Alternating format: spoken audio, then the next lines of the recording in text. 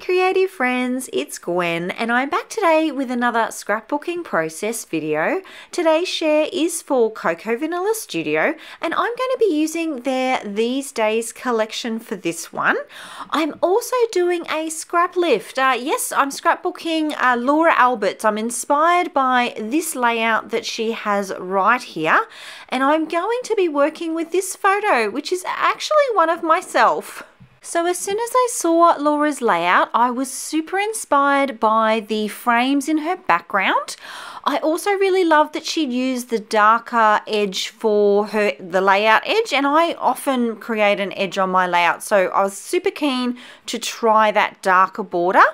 And I was also inspired by her black and white photo. So to create her frames, I have gone ahead and chosen a cut file from Cut to You. And it's called Snapshots with Florals. So I did go ahead and back the floral element of the cut file design in the A5 paper pad. But then I left all of the squares, the snapshot part of the design, I left all of those open with the idea that I would fill some of them with frames that I had fussy cut out. So these ones are from the pattern paper called Wall of Fame. And I'm not sure at this point whether I want them to fill in the boxes of the cut file fully or whether I want them to just be added as an extra layer to the background of the page. And that's actually what I end up going with. I did off camera fill in all the boxes, but it just looked a bit heavy and I really liked the idea of being able to see through some of the frames and the fussy cut out element frames, that those would kind of act more as extra layers in the background rather than filling in the space within the cut file. So with my background layers all sorted, I did quickly go through the die cut ephemera pack and the floral die cut pack and just pulled out some of the elements that I think I might want to use. It's really just a quick sweep to exclude a few things to reduce my choices and to remind me what I have to work with. I have also pulled out the accessory sticker sheet and I'm going to end up using that blocky title piece there. In Laura's page, she had used an element that she had fussy cut from one of the pattern papers and it was a very blocky title.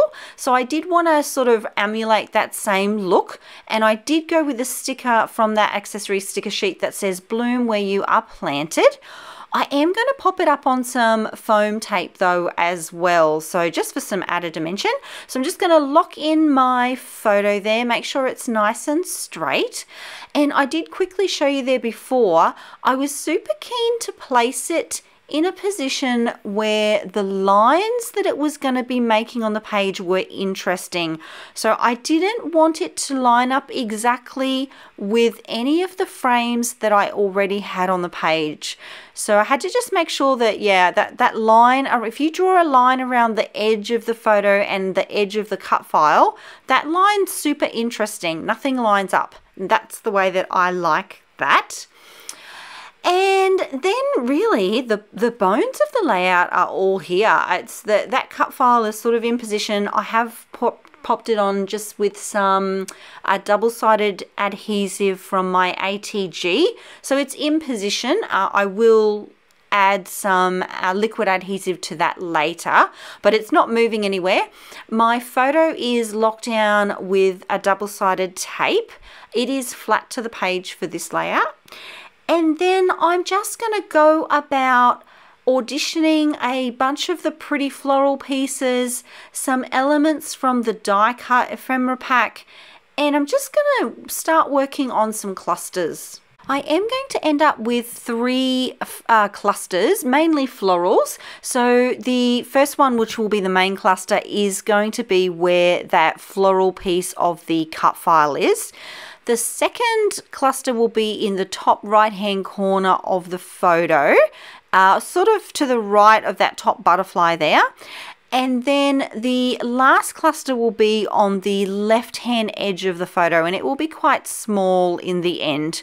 I did actually reference Laura's sketch or layout for that in that she had a couple of butterflies on her layout as well, and I positioned my butterflies in a very similar spot to where she positioned hers.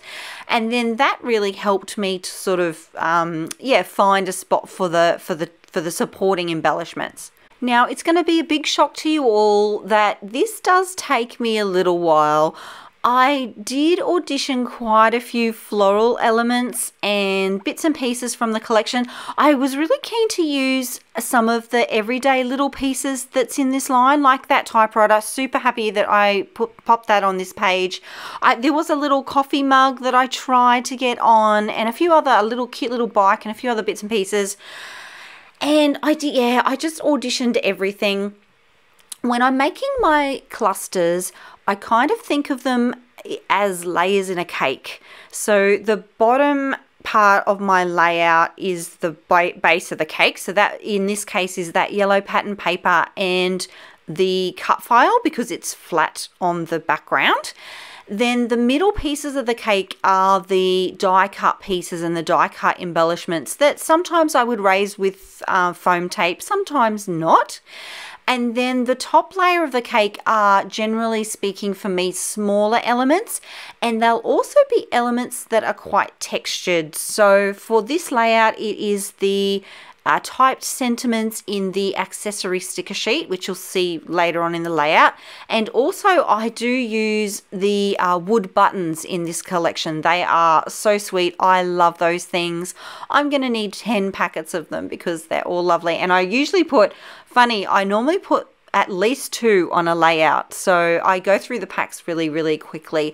But yeah, so they're going to be my finishing touches. So I think of it as a bit of a cake. Things are getting serious because I'm about to glue some stuff down. I'm super happy with how this is coming along. I've got a few of the floral pieces here now that I'm really happy with. It's at this point too that I kind of like to have a little bit of a break, take a breath, make sure that I'm happy with everything. I used to scrapbook a lot where I would set all my embellishments and everything out first, and then I would actually go away, and then the next day I would come back and finish off the layout. Now, of course, I can't really do that while I'm recording because I record on my phone, so I often need my phone. So I like to do all of my recording all in one sitting now. So what I sort of have adapted to more so now is placing all the embellishments and then gluing down, using that time to glue down pieces that I'm really sure about, and then having that be my little breath and my little refresh. Sometimes I'll go and make a cup of tea and then come back and just see it with a little bit of fresh eyes.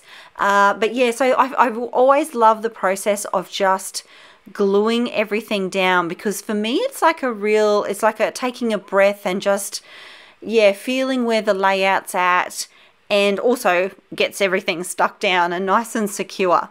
You also might notice that I actually don't lift things back up to glue them. Generally speaking, I try to just pop my glue underneath where they're positioned already. And that's because I'm really particular about their location, and often I find if I pick something up to add glue behind it, when I go to place it back down, I can never get it back into the spot that I had it. So I've just learned over the time that it's easier for me to turn my page around like I have there and just move things in the least amount possible and just like lift up the tiniest little edge and then add the glue underneath that way. Okay, so here I come in with the wood enamel buttons, and I do lock one of them into place. This second one, I'm not quite sure where I want it to be because it's quite a heavy visual element. I know that it's going to really help draw the eye around the page and give the eye sort of 3 points to sort of rest on, which will make up the visual triangle. My photo will be in the center of that. So I'm not exactly sure where those other 2 are going to go. So I do move on to the accessory stickers. So these are the sentiment ones that I was talking about earlier.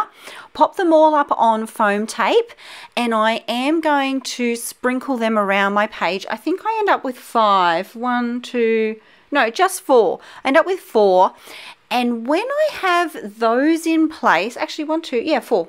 When I have those in place, it kind of helps guide where the button's going to go and where they all end up. I do also pull off the foam. They come on a foam pad. I actually pull that off and just use my Nuvo Deluxe adhesive to glue them onto the layout. I just put the glue directly onto the wood part rather than onto that foam pad. I'm also going to add one last little die cut heart, which is going to go up here. I do audition it in several places before I decide to pop it right there.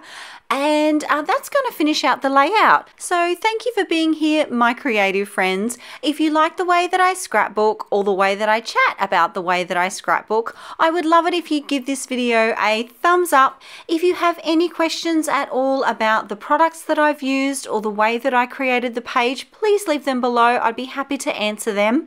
I'm also going to leave a link in the description box for Laura's channel because she is an amazing creator and I know you'll love her projects as well. Thank you so much for spending your creative time with me, and I'll see you all in the next video. Bye!